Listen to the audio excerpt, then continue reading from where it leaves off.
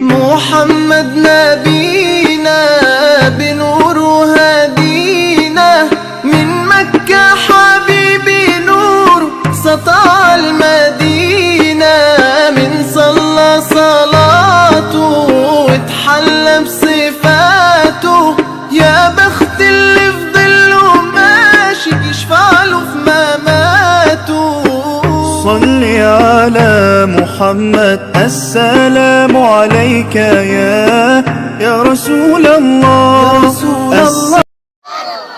বাংলাদেশের জাতীয় মসজিদের সর্বপ্রথম ইমাম স্বাধীনতার পরে যখন জাতীয় মসজিদ ঘোষণা করা হয় বাইতুল মুকাররম, তখন বাংলাদেশের শ্রেষ্ঠতম আলেম মুফতি আহলে সুন্নাত আল্লামা সৈয়দ আমিনুল ইহসান বারাকাতি মুজাদ্দিদি রাহমাতুল্লাহ আলাইহি, তিনি বাংলাদেশের শ্রেষ্ঠতম একজন মুহাদ্দিস, একজন মুফতি, একজন আলেম দ্বীন, একজন পীর কামিল ছিলেন। সুবহানাল্লাহ।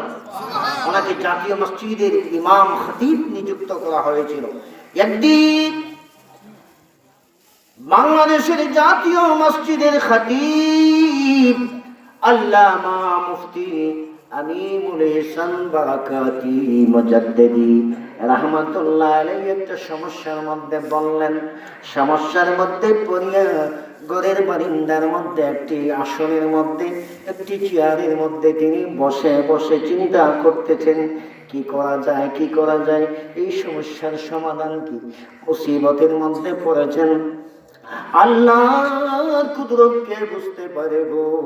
এমন সময় একজন ফকির, একজন মুসাফির ফকিরের বেশে, আওলাকে পাগলের বেশে ওনার সামনে হাজির হয়ে গেছে। জোরে বলেন সুবহানাল্লাহ, আরো জোরে বলুন সুবহানাল্লাহ। ওই পাগলা ইমাম, জাতীয় মসজিদের ইমাম আল্লামা মুফতি আমিনুল ইহসান বারাকাতি মুজাদ্দিদি রাহমাতুল্লাহ আলাইহিকে উদ্দেশ্য করে ডাক দিয়ে বলে, আয়ে গাফেল, রে গাফেল, লে নামে মুহাম্মদ, আয়ে গাফেল, লে নামে মুহাম্মদ, आए गाफिल सब काम तेरा बन जाएगा, सब काम तेरा बन जाएगा। रे গাফেল, ওই বামসা, এখানে বসে বসে তুমি কিসের চিন্তা করতেছো? তুমি নবী নবী নবী নবী যাপন করো, তাহলে তোমার সমস্যা সমাধান হয়ে যাবে। জোরে বলেন না সুবহানাল্লাহ। এ নামে মুহাম্মদ, মুহাম্মদ সাল্লাল্লাহু আলাইহি ওয়াসাল্লামের নাম তুমি জপন করো। ইয়া নবী ইয়া নবী ইয়া নবী ইয়া নবী ইয়া রাসূলুল্লাহ উনজুর হালানা, তুমি নবীর কাছে সাহায্য চাও, নবীর দিয়ানে খেয়ালে নবীরে তুমি ডাক দাও, তাহলে তোমার সমস্যা সমাধান হয়ে যাবে। সুবহানাল্লাহ বলেন।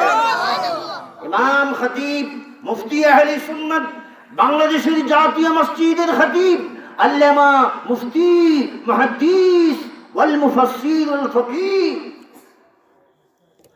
আমিনুল ইহসান বারাকাতি মুজাদ্দিদি রাহমাতুল্লাহ আলাইহি তখন নবীজির নামটি তিনি জপন করতে লাগলেন। ইমাম সাহেব বলেন, অতঃপর আমার বিরাট সমস্যা এটা সহজেই সমাধান হয়ে গেল। জোরে বলেন না সুবহানাল্লাহ। এজন্য কবি বলেন, খালেকে কুল নে আপকো মালিকে কুল বানা দিয়া। সুবহানাল্লাহ বলেন। আর একটু জোরে বলুন।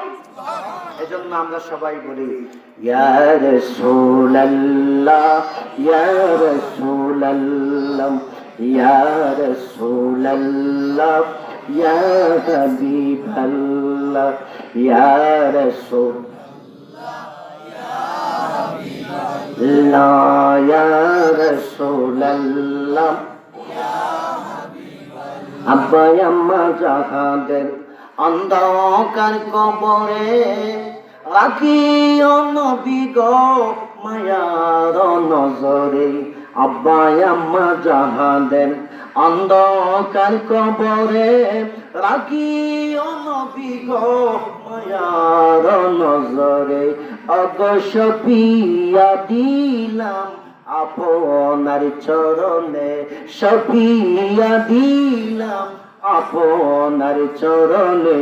ইয়া রাসূলুল্লাহ ইয়া রাসূলুল্লাহ ইয়া রাসূলুল্লাহ ইয়া হাবিবাল্লাহ। অন্ধকার কবরে যখন দিবে না মারে, তাকিও নবী গো আমার কবরে, অগদয়া করিয়া দিও গো দেখা, মায়া করিয়া দিও গো দেখা। ইয়া রাসূলুল্লাহ ইয়া রাসূলুল্লাহ ইয়া রাসূলুল্লাহ ইয়া হাবিবাল্লাহ। মশরকে হুব্বে মোহাম্মদ मतलाए दीवाने मतलाए खुर्शीद शिकश সিনায়ে সুজানে মা।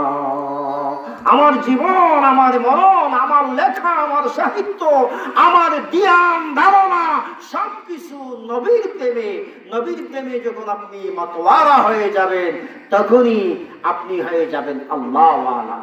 আর যে ব্যক্তি হবে আল্লাহওয়ালা, সেই ব্যক্তি হবে জান্নাতওয়ালা। মারহাবা বলেন। এজন্য আমরা নবীওয়ালা হতে চাই কি চাই না? সবাই বলেন নবীওয়ালা হতে চাই কি চাই না? যে ব্যক্তি হবে নবীওয়ালা, সে হবে আল্লাহওয়ালা। কি ওয়ালা? জয় বলেন কি ওয়ালা?